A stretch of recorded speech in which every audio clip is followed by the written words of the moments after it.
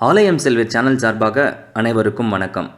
கருட புராணத்தில் உள்ள 28 வகையான நரகங்கள் என்ன, மனிதர்களாகிய நாம் செய்யும் தவறுகளுக்கு என்ன மாதிரி தண்டனைகள் அந்த நரகத்தில் கிடைக்கும் என்பதை பற்றி தான் இன்றைக்கி நம்ம பார்க்க போகிறோம்.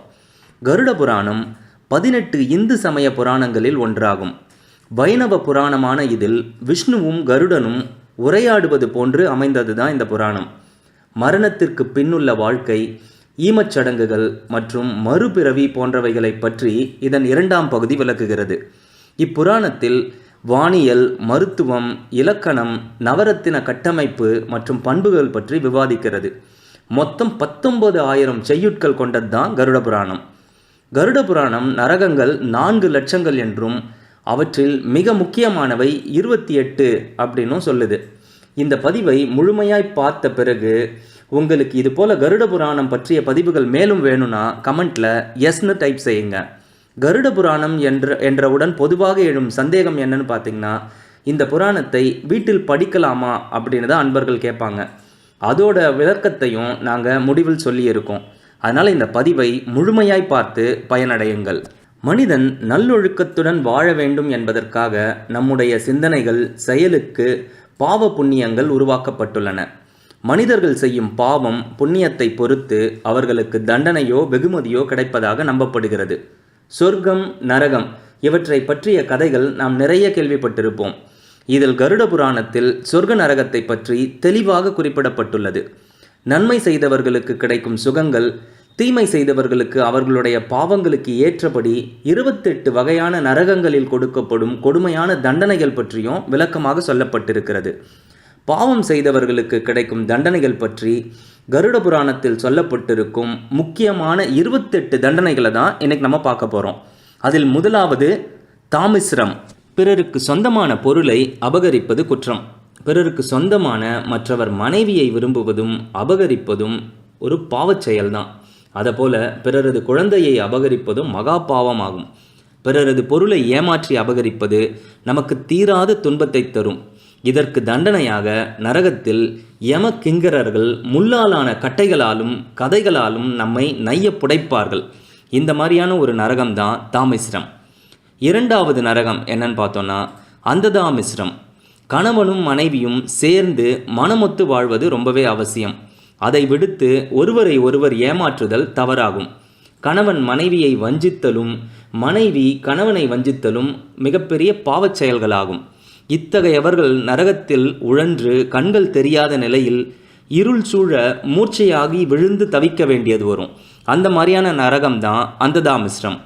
3வது நரகம் ரௌரவம். பிறருடைய குடும்பத்தை, அதாவது வாழும் குடும்பத்தை பிரிப்பது, அழிப்பது, அவர்களின் பொருள்களை பறிப்பது போன்ற குற்றங்களை செய்பவர்களுக்கு ரௌரவம் நரகத்தில் இடம் கிடைக்கும்.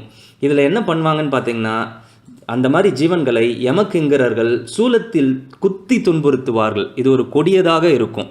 4வது மகாரௌரவம். மிகவும் கொடூரமாக பிறர் குடும்பத்தை வதைத்தவர்கள், பொருளுக்காக குடும்பங்களை நாசம் செய்தவர்கள் அடையும் நரகம்தான் மகாரௌரவம். இங்கு குரு என்று சொல்லக்கூடிய பார்ப்பதற்கு கோரமான மிருகம் காணப்படும். இவை பாவிகளை சூழ்ந்து முட்டி மோதி பல வகைகளில் துன்புறுத்தும். 5வது நம்ம பார்க்க போகிறது கும்பிபாகம். சுவையான உணவுக்காக வாயில்லா உயிர்களை வதைத்தும் கொன்றும் பல விதங்களில் கொடுமைப்படுத்தும் பாவிகள் அடையும் நரகம்தான் கும்பிபாகம். எரியும் அடுப்பில் வைக்கப்பட்டிருக்கும் எண்ணெய் கொப்பரையில் போட்டு யமதூதர்கள் பாவிகளை துன்புறுத்துவார்கள். 6வது வகையான நரகம் பார்த்தீங்கன்னா காலசூத்திரம். பெரியோர்களையும் பெற்றோர்களையும் அடித்து அவமதித்தும் துன்புறுத்தியும் பட்டினி போட்டு வதைத்து உதாசீனம் செய்யும் பாவிகள் செல்லும் நரகம்தான் இது. இங்கு அதே முறையில் அடி, உதை, பட்டினி என்று அவர்களை வதைக்கப்படுவது ரொம்பவே உறுதி. இதுதான் காலசூத்திரம். 7வது வகையான நரகம் அசிபத்திரம். தெய்வ நிந்தனை செய்தவர்களும் தர்ம நெறியை விட்டு அதர்ம நெறியை பின்பற்றியவர்களும் அடையும் நரகம்தான் அசிபத்திரம். இங்கு பாவிகள் பூதங்களால் துன்புறுத்தப்பட்டு அவதிப்படுவார்கள். இனம் புரியாத பயம் உண்டாகும் இந்த நரகத்தில். 8வது நரகம் பார்த்தீங்கன்னா பன்றிமுகம். குற்றமற்றவரை தண்டிப்பது கொடுமையாகும். நீதிக்கு புறம்பாக அநீதிக்கு துணை போவது அதர்மம். இந்நரகத்தில் பன்றிமுகத்துடன் கூர்மையான பற்களுடன் உள்ள ஒரு வகை மிருகம் காணப்படும். அதன் வாயில் அகப்பட்டு கூர்மையான பற்களால் கடிக்கப்பட்டு பாவிகள் அவதிப்படுவார்கள் அப்படின்னு சொல்லியிருக்காங்க. இதுதான் பன்றிமுகம். 9வது அந்தகூபம். உயிர்களை சித்திரவதை செய்தல், கொடுமையாக கொலை செய்தல் ஆகிய குற்றங்கள் புரிந்த பாவிகள் அடையும் நரகம்தான் அந்தகூபம். கொடிய மிருகங்கள் கடித்து குதறும் நிலை ஏற்படும். விசித்திரமான மாடுகள் கீழே போட்டு இவர்களை மிதித்து துன்புறுத்தும். 10வது நரகம் என்னன்னு பார்த்தோன்னா கிருமி போஜனம். தான் மட்டும் உண்டு பிறரது உழைப்பை சுரண்டி பிழைத்த பாவிகள் தான் இந்த கிருமி போஜனம் என்ற நரகத்தை அனுபவிப்பார்கள். பிறவற்றை துளைத்து செல்லும் இயல்புடையது கிருமிகள். இந்த நரகத்தில் பாவிகள் பலவிதமான கிருமிகள் கடித்து துளையிட்டு துன்புறுத்தும். ரொம்ப கொடுமையான ஒரு நரகம்தான் கிருமி போஜனம். 11வது வகையான நரகம் பார்த்தீங்கன்னா அக்னிகுண்டம். பிறருக்கு உரிமையான பொருட்களை தனது வலிமையாலும் செல்வாக்காலும் அபகரித்து வாழ்ந்த பாவிகள், பலாத்காரமாக தனது காரியங்களை நிறைவேற்றி கொள்பவர்கள் இந்த மாதிரி ஒரு நரகத்தை அடைவார்கள். இங்கு பாவிகள் பார்த்தீங்கன்னா ஒரு நீண்ட தடியில் மிருகத்தைப் போல கை கால்கள் கட்டப்பட்ட நிலையில் எரியும் அக்னிகுண்டத்தில் வாட்டி எடுக்கப்படுவார்கள். 12வது நரகம் வஜ்ரகண்டகம். சேரக்கூடாத ஆணையோ பெண்ணையோ கூடி தழுவி மகிழும் காமவெறியர்கள் அடையும் நரகம்தான் வஜ்ரகண்டகம். நெருப்பால் செய்யப்பட்ட பதுமைகளை இவங்களை கட்டி தழுவ விடுவாங்க. இதனால் உடல் எரிந்து துன்பப்படுவார்கள். 13வது நரகம் சான்மலி. நன்மை தீமை பாபம் ஆகியவற்றை பாராமல், உறவு முறையை கூட பாராமல் யாருடனாவது எப்படியாவது கூடி மகிழும் காமுகர்கள் அடையும் நரகம்தான் இது. இங்கு இத்தகைய பாவிகளை முள்ளாலான தடிகளாலும் முட்செடிகளாலும் யமக்கிங்கரர்கள் ரொம்பவே துன்புறுத்துவார்கள். 14வது நரகம் பார்த்தீங்கன்னா வைதரணி. அதிகார பலத்தாலும் கபட நாடகத்தாலும் நயவஞ்சகத்தாலும் நல்வழிகளில் செல்லாமல் தர்மத்துக்கு புறம்பாக நடந்தவர்கள் அடையும் நரகம்தான் வைதரணி. வைதரணி என்பது நதியல்ல. இந்த ஆற்றில் தண்ணீருக்கு பதிலாக இரத்தமும் சீழும் சிறுநீரும் மலமும் கலந்த கலவையே ஆறாக ஓடும். இந்த நதியில் கொடிய பிராணிகளும் வாசம் செய்யும். இந்த பாவிகள் பார்த்தீங்கன்னா இந்த நதியை கடக்க முடியாமல் இதில் விழுந்து துன்பப்படுவார்கள். 15வது நரகம் பூயோதம். சிறிதும் வெட்கமின்றி இழிவான பெண்களுடன் கூடி ஒழுக்க குறைவாக நடந்து வாழ்க்கையில் எந்த லட்சியமும் இல்லாமல் மிருகம் போல் வாழ்ந்தவர்கள் அடையும் நரகம்தான் இந்த பூயோதம். இங்கு ஜீவனை விஷமுடைய பூச்சிகளும் பிராணிகளும் கடித்து துன்புறுத்தும். ரொம்ப கொடிய ஒரு நரகம் இது. 16வது நரகம் பார்த்தீங்கன்னா பிராணரோதம். பிராணிகளை கொடுமைப்படுத்தி கொலை செய்யும் கொடுமைக்காரர்கள் அடையும் நரகம்தான் இந்த பிராணரோதம். இங்கு கூர்மையான பானங்களை ஜீவன்களின் மீது எய்தி துன்புறுத்துவார்கள். 17வது விசசனம். பசுவில் எல்லா தேவதைகளும் இருக்கிறார்கள். அந்த பசுக்களை கொடுமை செய்பவர்கள் அடையும் நரகம்தான் இந்த விசசனம். இங்கு ஜீவனுக்கு யம கிங்கரர்கள் சவுக்கடி கொடுத்து துன்புறுத்துவார்கள். 18வது வகையான நரகம் லாலாபக்ஷம். மனைவியை கொடுமைப்படுத்தி முறையற்ற மோக இச்சைக்கு ஆளாக்கி கெடுக்கும் கொடியவர்கள் அடையும் நரகம்தான் இது. இங்கு ஜீவனும் அதே முறையில் வதைப்படும். 19வது வகையான நரகம் பார்த்தீங்கன்னா சாரமேயதனம். வீடுகளுக்கு தீ வைப்பது, சூறையாடுவது, உயிர்களை வதைப்பது, விஷத்தை கொடுத்து கொல்லுதல், மக்களை கொன்று குவித்தல் போன்ற கொடிய பாவங்களை செய்தவர்கள் அடையும் நரகம் இது. இங்கு விசித்திரமான கொடிய மிருகங்கள் இந்த மாதிரி ஜீவன்களை வதைத்து துன்புறுத்தும். 20வது வகையான நரகம் பார்த்தீங்கன்னா அவீசி. பொய் சாட்சி சொல்லி ஒருவருக்கு கெடுதலை விளைவிப்பவங்க அடையும் நரகம்தான் இந்த அவீசி. நீர்நிலைகளில் ஜீவன்களை தூக்கி வீசி அழுத்துவார்கள். இதுவும் ஒரு கொடுமையான நரகம். 21வது பரிபாதனம். மதுவை தானும் உட்கொண்டு பிறர்க்கும் கொடுத்து குடிமக்களை கெடுப்பவர்கள் அடையும் நரகம்தான் இந்த பரிபாதனம். நெருப்பு குழம்பை குடிக்கச் சொல்லி இந்த நரகத்தில் இந்த மாதிரி ஜீவன்களை வதைப்பார்கள். 22வது நரகம் ஷாரகர்த்தமம். தீய செயல்களை புரிந்தும் நல்லோரையும் பெரியோரையும் அவமதித்து நானென்று அகந்தையுடன் வாழ்ந்த ஜீவன்கள் அடையும் நரகம்தான் இது. இங்கு கோரமான உருவம் கொண்ட பிசாசுகள் ஜீவன்களை துன்புறுத்தும். 23வது நரகம் ரசோகணம். நரமேத யாகம் செய்தவனும் மனித மாமிசத்தை புசித்தவனும் வாயில்லா சாதுவான பிராணிகளை வதைத்து கொடுஞ்செயல் புரிந்த பாவிகளும் அடையும் நரகம் இது. இங்கு ஜீவன்களால் பாதிக்கப்பட்டவர்களே முன்னின்று வதைப்பார்கள். பாதிக்கப்பட்ட மிருகங்கள் கூட இவர்களை வதைக்கும். அதுதான் இந்த 23வது நரகம். 24வது சூலப்ரோதம். தனக்கு எந்தவித கெடுதல்களையும் செய்யாதவர்களை கொல்லுதல், சூழ்ச்சி செய்து கொள்ளுதல், தற்கொலை செய்து கொள்ளுதல், நம்பிக்கை துரோகம் செய்தல் ஆகிய பாவச் செயல்களை செய்த ஜீவன்கள் அடையும் நரகம்தான் இது.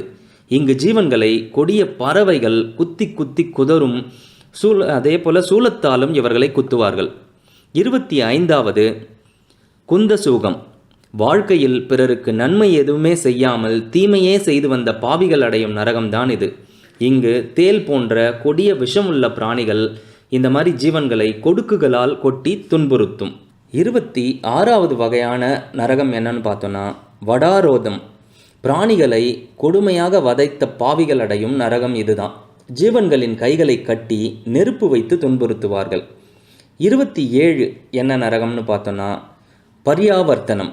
விருந்தினர்களை உபசரிக்காமல் அவர்களை வெறுத்து நிந்தனை செய்து கஞ்சத்தனம் உள்ளவர்களும் விருந்தினர்களுக்கு உணவளிக்காமல் விரட்டியவர்களும் அடையும் நரகம் இது. இங்கு இந்த மாதிரி ஜீவன்களுக்கு உணவும் நீரும் இன்றி பசியாலும் தாகத்தாலும் தவிக்க விடுவார்கள். 28வது நரகம் சுசீமுகம். அறத்தை செய்யாமல் தீய வழிகளில் பொருளை சேர்த்து பிறரை துன்புறுத்தி கர்வத்துடன் நடப்பது மட்டுமல்லாமல் பொருள்களையும் பணத்தையும் பதுக்கி வைத்தவர்கள் அடையும் நரகம்தான் இது. இங்கு இந்த பாவங்களை செய்த ஜீவன்கள் பார்த்திங்கன்னா உதவி செய்ய யாருமின்றி பசியாலும் தாகத்தாலும் தவிக்கும். மேலும் இவர்களை யமதூதர்கள் கூரிய ஊசிகள் கொண்டு குத்தி துன்புறுத்துவார்கள். இந்த மாதிரி நம்ம பார்த்த 28 நரகங்கள் தான் ரொம்ப முக்கியமான நரகங்களாக கருட புராணத்தில். இந்த 28 வகையான நரகங்களும் அதோட தண்டனைகளையும் நம்ம விரிவாக பார்த்தது நம்மளோட அறிவுக்காக மட்டுமல்ல, இந்த மாதிரி பாவ செயல்களை நாம் செய்யாமல் இருப்பதற்காகவும் தான். நாங்கள் முதல்லையே சொன்ன மாதிரி கருட புராணம் வீடுகளில் வைத்து கொள்ளக்கூடாது அல்லது படிக்கக்கூடாது அப்படின்லாம் சில அன்பர்கள் கேட்குறாங்க. அந்த மாதிரி சாஸ்திரத்தில் ஆதாரம் எதுவுமே இல்லை. 18 புராணங்களை வீடுகளில் நம்ம வைத்து கொள்ளலாம், படிக்கலாம். கருட புராணமும் 18 புராணங்களில் ஒன்று. அதனை மரணத்தீட்டு நேரத்தில் படிப்பதன் மூலம் இந்த புராண மகிமையால் மரணித்தவருக்கு நற்கதி கிடைக்கும் என்பது ஐதீகம். எனவே அது போன்ற சமயங்களில் கட்டாயம் படிப்பது வழக்கமாக உள்ளது. அவ்வளவுதானே தவிர மீதி நாட்களில் படிக்கவே கூடாது அப்படின்னு இப்போ நம்ம எடுத்துக்கிட்டோம். அது ரொம்ப ஒரு தவறான கருத்து. யார் வேண்டுமானாலும் எப்போது வேண்டுமானாலும் கருட புராணம் படிக்கலாம். மேலும் நாம் அறிந்து கொள்ள வேண்டிய பரலோக விஞ்ஞானம், ஜீவனின் ஜனன மரணங்களுக்கு அப்பால் உள்ள விஷயங்கள், பிறப்பு இறப்பு, தானம் தருமம், தவம், சடங்குகள், சொர்க்கம், நரகம், மறுபிறப்பு என்று மனித வாழ்க்கைக்கு தேவையான எல்லா விவரங்களும் சொல்லப்பட்டுள்ள ஒரு சிறந்த புராணம்தான் கருட புராணம். கருட புராணம் உள்ள இடத்தில் லட்சுமி நிவாசம் செய்வாள் என்று கருட புராணத்திலேயே சொல்லப்பட்டுள்ளது. இப்புராணம் படித்து பயன்படுவதற்காக மட்டுமல்ல, நம் மனத்தை பக்குவப்படுத்தி நல்வழியில் வாழ்வதற்காகவும் தான். எனவே வாழ்க்கையில் ஒவ்வொரு மனிதனும் படிக்க வேண்டிய நூல் இது என்பது மட்டும் நிஜம். தவறுகள் குறைய இந்த நூல் ரொம்பவே வழிவகுக்கும். அதனால் இந்த வீடியோ பார்த்த அன்பர்கள் இந்த கருட புராணம் பற்றி தெரிஞ்சுக்கிறது மட்டும் இல்லாமல் வாழ்க்கையில் நல்வழியில் வாழவும் நாங்கள் வாழ்த்தி வணங்குகிறோம். இந்த பதிவு பிடித்திருந்தால் லைக் செய்யுங்க. இந்த மாதிரி பதிவுகள் மற்றவங்கள போய் சேரணும்னு நீங்கள் நினச்சிங்கன்னா இந்த பதிவை ஷேர் செய்யுங்க. இன்னும் நம்ம சேனலை சப்ஸ்கிரைப் செய்யாத அன்பர்கள் சப்ஸ்கிரைப் செய்கிறது மட்டும் இல்லாமல் பெல் பட்டனையும் ப்ரெஸ் பண்ணி வச்சுக்கோங்க. அப்போ தான் நம்மளோட அடுத்த கருட புராண பதிவுகள் உங்களுக்கு நோட்டிஃபிகேஷனாக வரும். நன்றி. வாழ்க வளமுடன்.